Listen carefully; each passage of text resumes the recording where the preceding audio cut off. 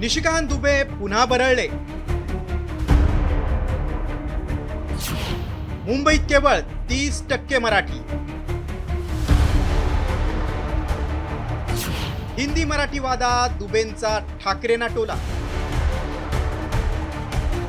आप किसकी रोटी खा रहे हो? तो चलो बिहार, चलो उत्तर प्रदेश, चलो तमिलनाडु, तुमको पटक पटक के मारेंगे.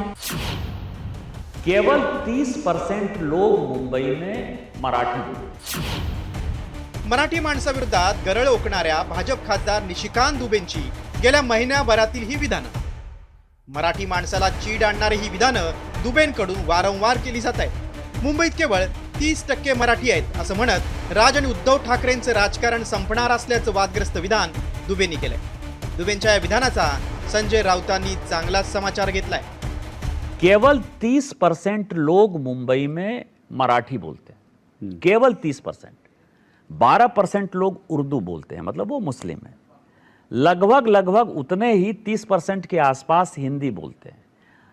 2-2.5% के आसपास जो है राजस्थानी बोलते हैं, उसी तरह से गुजराती बोलते हैं. इस बार जो है उनका फाइनल, जिसको कहते हैं कि कॉफिन लग जाएगा, ये मनसे और उद्धव ठाकरे की राजनीति पूर्णतया मुंबई से खत्म हो जाएगी. निशिकांत दुबे कौन है?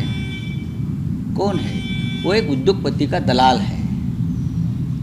एक दलाल लोग हैं जो पार्लियामेंट में बीजेपी ने लाए हैं, और मुंबई में भी ये लोग दलाली करने आते हैं. उस दलाली को हम रोकने की कोशिश कर रहे हैं, इसलिए ये लोग हमें इस प्रकार की बातें करते हैं. मुंबईत वेगवेगळ्या भाषिकांची टक्केवारी नेमकी किती आहे ते पाहूया.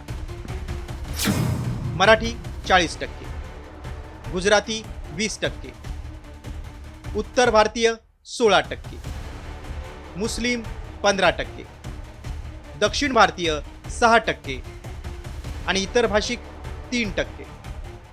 दरम्यान खासदार निशिकांत दुबेंचा बोलविता धनी कोण असा सवाल उपस्थित करत मुंबईत आल्यावर दुबेंचं मनसे स्टाईल स्वागत करू असा इशाराही मनसेच्या संदीप देशपांडे यांनी दिलाय.